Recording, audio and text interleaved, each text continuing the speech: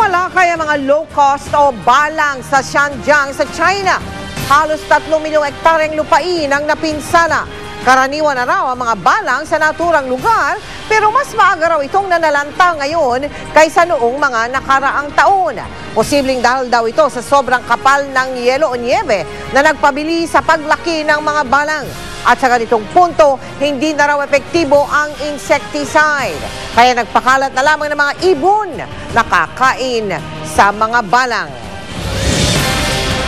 Sa Amerika na aksidente ang convoy ni Vice President Jejomar Binay patungong Philippine Consulate sa New York.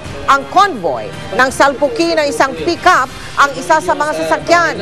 Lula nito ang anak ni Binay na si Nancy, asawa nito at 2 anak. Nasa kabilang sasakyan naman ang Vice-Presidente. Wala namang nasaktan sa naturang aksidente.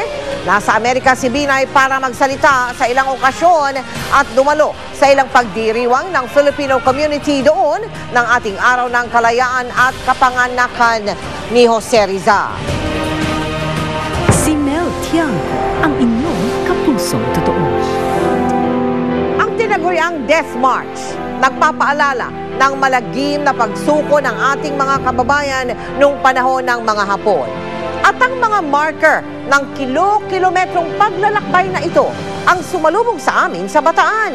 Ngunit ngayon, sa bagong landas na tatahaki ng mga kabataan ng lalawigang ito, kasama ang GMA Kapuso Foundation.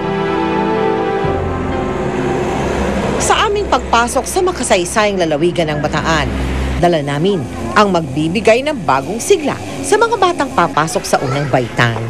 Pero ipinakita nilang mas sabik sila kaysa sa amin. 2 oras bago pa man tayo dumating, naroon na ang lahat at naghihintay. Ang ating mga dalang gamit pang eskwela, talagang inabangan ng mga bata, lalo na ng mga magulang. Sa iba pa nga, ang ating hatid na school supplies ang katuparan na makapasok na sila sa paaralan.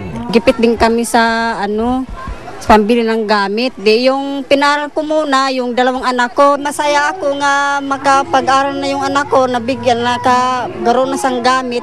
Ngunit aming napag-alaman na may mga bata na kailangan pang lumakad ng 25 kilometro bago makarating sa ating tagpuang paaralan. Kaya't hinatid na natin sa kanila ang ating handog at kinamusta na rin ang kanilang kalagayan. Pinahalagaan talaga namin una ang kabundukan. Pag nawala na po ang kabundukan, wala na rin po kami. May nagmagandang loob na bigyan ng mga silid-aralan ang mga papasok ng high school. Pero may problema. Sa high school po talaga problema kasi marami nga pong nag-aabang ngayon ng teacher. Every time nga makikita ko, tinatanong kung may teacher na. Wala po kami masagot. Bago namin lisanin ang Bataan, natikman namin ang kanilang ipinagmamalaking araro. Ano po yung mga sangkap sa paggawa ng araro? Di araro flour nga, egg yolk, cheese, sugar. Yun lang, water. Wala silang sangkap na napapanis. Family enterprise, lahat mamalugang ko. Apo, ganyan. Pag bakasyon, ayan dyan sila. At may natuklasan pa kami, ang mga kapis na world-class ang kalidad. Sa Samal sa Bataan pala matatagpuan.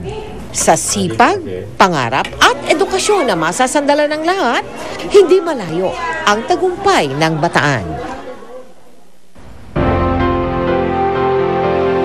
Naming bigyan linaw na hindi po ang Kapuso Foundation ang nagpatayo ng mga naturang silid-aralan sa Kanawan Elementary School. Gayunpaman, inalam po namin kung ano mga kailangan gawin para mabigyan sila ng guro doon. Sana nakikinig kayo, sapagkat kami po ay nakipag-ugnayan sa Department of Education National Office. Ilang mga dokumento pa ang kailangang iproseso, tulad ng pahintulot mula sa DENR at ng lokal na pamahalaan ng Morong sa Bataan bago kayo mabibigyan ng teacher. Samantala, nakakataba po naman ang puso na humigit kumulang 36,000 na grade 1 students sa buong Pilipinas po yan ang tiyak na may bit-bit na school supplies sa pagbubukas ng kanilang klase sa araw na ito. Maraming salamat po sa Ever Gutesco Mall sa Sagotong Foundation Incorporated sa mga school supplies na ating ipinamahagi sa lalawigan ng Bataan. Susunod, eksklusibo, ilang dentista sa Metro Manila makakasunod na hinold up at hinalay. Isa pang eksklusibo batang butanding sa Antique, pinagsasaksak at pinutulan ng buntot. Tututukan natin yun sa pagpapatuloy ng 24 oras.